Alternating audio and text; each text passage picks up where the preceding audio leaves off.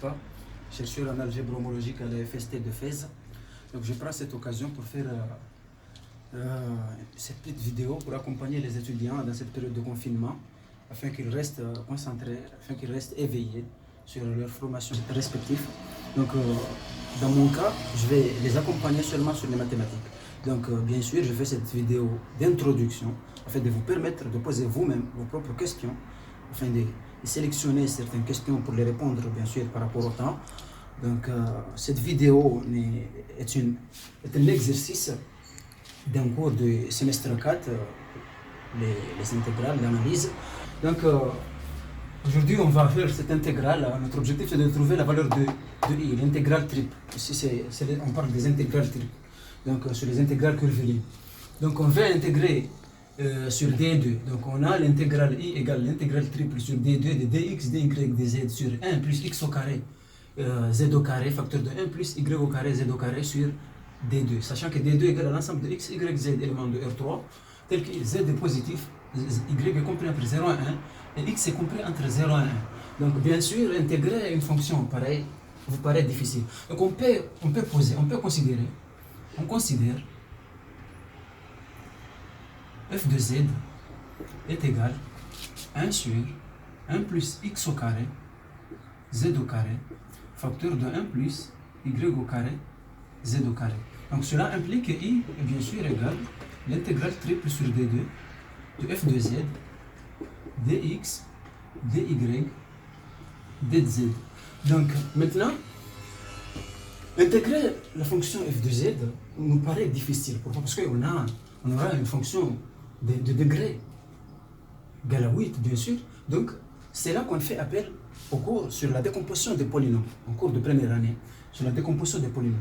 Donc la fonction f de z, bien sûr, on peut l'écrire en se référant au cours de décomposition des polynômes. F de z égale à alpha sur 1 plus x au carré, z au carré, plus bêta sur 1 plus y au carré, z au carré. Donc l'avantage de cette forme-là, c'est que là, on a des fonctions séparées et qui nous paraît visuellement comme des fonctions faciles à intégrer. Donc notre objectif, c'est de déterminer alpha et bêta. Les fonctions alpha et bêta, bien sûr, ce sont des fonctions, mais pas de constantes. Donc, si on écrit comme ça, à partir de cette égalité, on va déterminer alpha et bêta.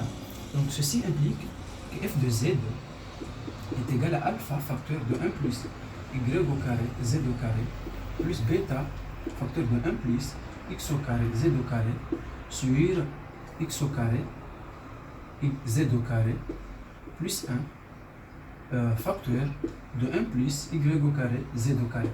Donc, sachant que f de z, c'est bien sûr cette fonction-là, donc maintenant, on peut égaliser cette fonction-là avec cette fonction-là. À partir de cette égalité, cela nous permet d'écrire qu'un 1 égale à alpha, facteur de 1 plus y au carré, z au carré, plus bêta, facteur de 1 plus x au carré, z au carré.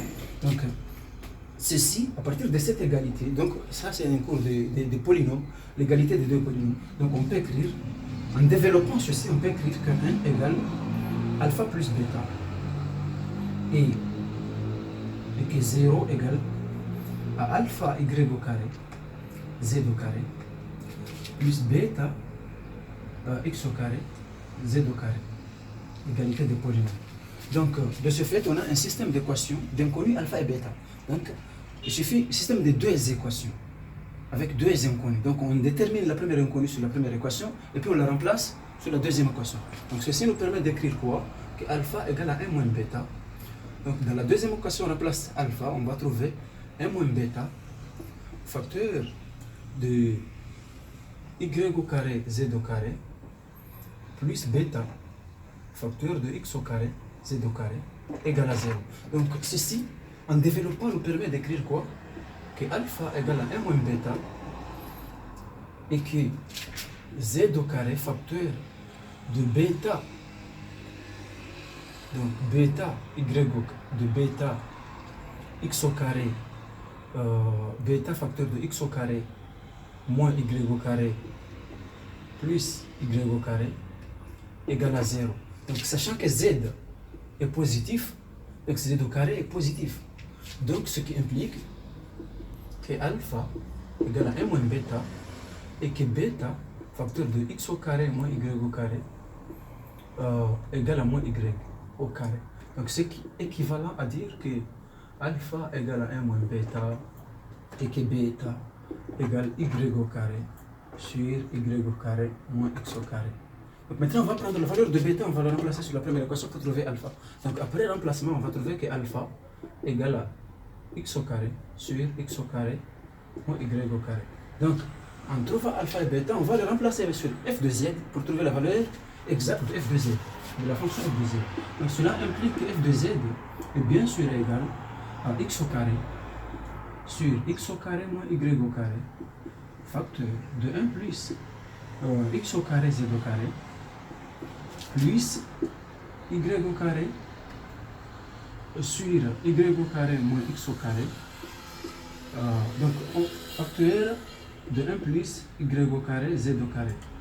Donc on voit x au carré moins y au carré moins x au carré. Donc en multipliant par moins ici, on va trouver la même fonction, ça nous permettra de factoriser. Donc c'est toujours bien d'avoir une fonction simple que d'avoir beaucoup de multiplication.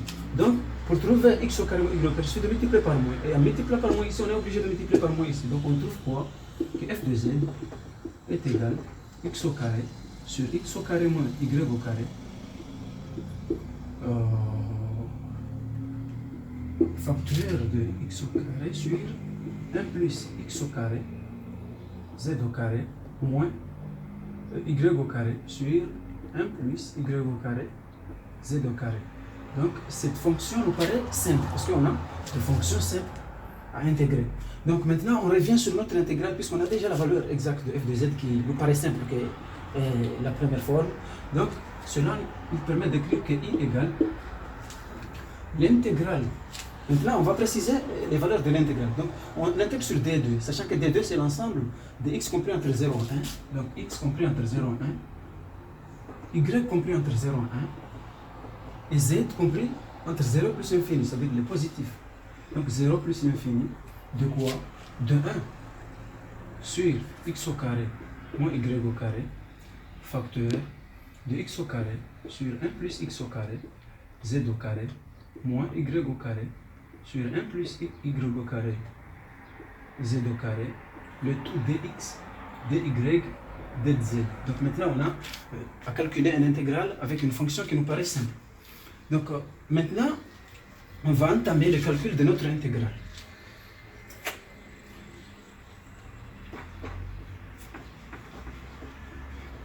Tout d'abord on va essayer de sortir z et garder x, y, parce que l'important c'est de sortir la valeur de z, sortir la valeur de fonction en fonction de y, il faut sortir la valeur en fonction de x et puis trouver i. Donc maintenant on va intégrer sur z. Donc sur z, cette fonction reste une constante, donc on peut le sortir de l'intégrale de z. Donc le i devient quoi? Devient 0,1, 0,1 et puis 1 sur x au carré moins y au carré, le tout 0 plus l'infini de x au carré sur 1 plus x au carré z au carré moins y au carré sur 1 plus y au carré z au carré dz et le tout dx de y. Donc sur cette fonction on peut le poser j de x y. Donc on va déterminer la valeur de j de x y. Donc c'est toute cette intégrale. Toute cette intégrale, on va le poser comme j de x, y. Donc cela implique que j de x, y est égal à quoi?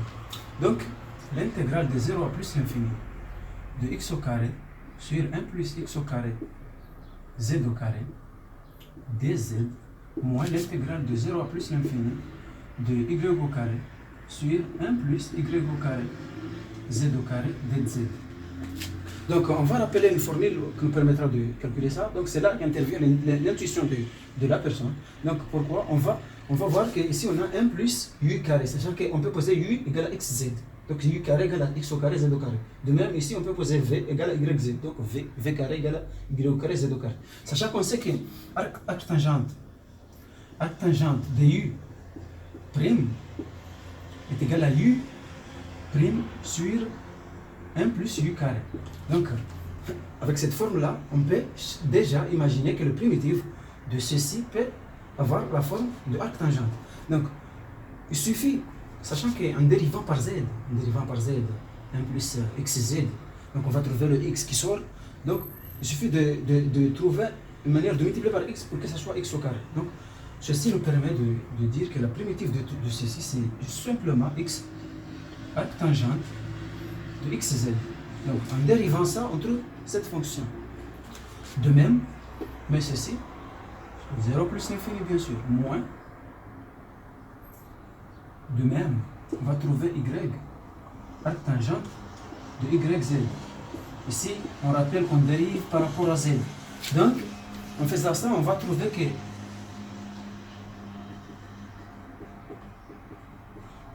que notre j de x, y, est bien sûr égal pi sur 2 facteur de x moins y. Pourquoi pi sur 2? Ici, on va calculer la limite de arc tangente x, y lorsque z tend vers plus l'infini de cette fonction et même de cette fonction, et puis on va remplacer par 0. Au point 0, on va remplacer. On ne va pas calculer parce qu'il est défini au point 0. Donc, on va trouver cette fonction-là. Donc, en trouvant cette fonction, donc on a notre fameux j de x. J de x, y. On a notre fameux j de x, y.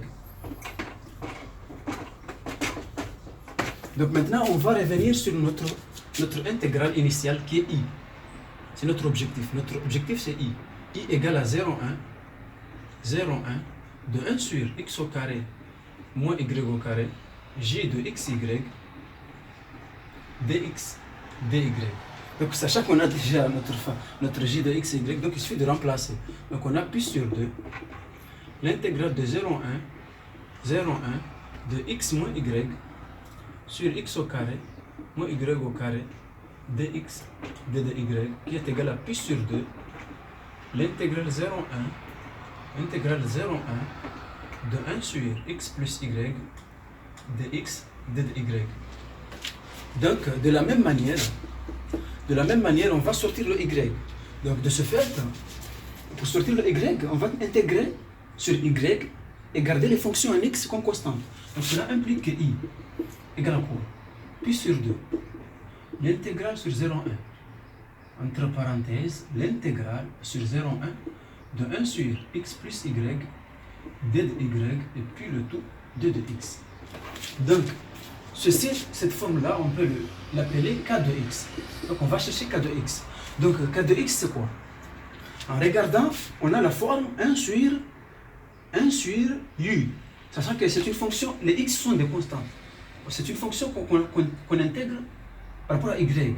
Donc, les x sont des constantes. Donc, on a une forme de 1 sur u avec u égale x plus y. Donc, ça nous rappelle le logarithme de u. Parce que la dérivée de logarithme de u, c'est 1 sur u. Donc, après calcul de k de x, qui est une intégrale simple à calculer, niveau première année, donc, cela implique que le fameux i égale à pi sur 2, l'intégrale de 0 à 1, logarithme de x plus y, x plus 1, moins logarithme de x, le tout dx. Donc, notre fameux cas de x, en le calculant, on va trouver que c'est égal à quoi? Logarithme de x plus 1, moins logarithme de x. Donc, sur 0,1, l'intégrale sur 0,1. Donc, on a ça. Donc, cela nous donne quoi? Donc, maintenant, on peut faire quoi? Logarithme de a moins logarithme de a moins logarithme de b égale logarithme de a sur b. Donc, en faisant ça, on peut trouver la fonction logarithme de 1 sur x. 1 sur x sera simple à faire. Donc, une intégrale de 0 à 1 de 1 sur x. Donc, après simple calcul sur ça, l'intégrale niveau première année, cela implique que i égale à pi sur 2, logarithme de 2. Donc, on revient à la fin, on a notre intégrale qu'on cherchait. Donc, ceci, on rappelle que l'intégrale triple, l'intégrale double, l'intégrale quadruple, donc on peut commencer par enlever x, on peut commencer par enlever y, on peut commencer par enlever z. Donc, ça dépend de l'intuition de la personne qui aborde l'exercice. C'est là que prend fin notre exercice.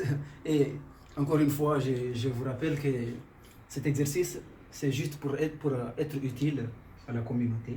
bien sûr, aider les étudiants, parce qu'on dit que utile est toujours plus important que légitime. Bien sûr, je ne suis pas légitimement votre professeur, mais c'est juste pour aider, pour être utile. Et j'appelle aussi à certaines personnes qui peuvent aider dans d'autres domaines, autres que les mathématiques, de faire pareil, afin d'aider nos jeunes compatriotes, parce que leur réussite, c'est notre réussite, c'est la réussite de notre pays. Et merci pour votre attention.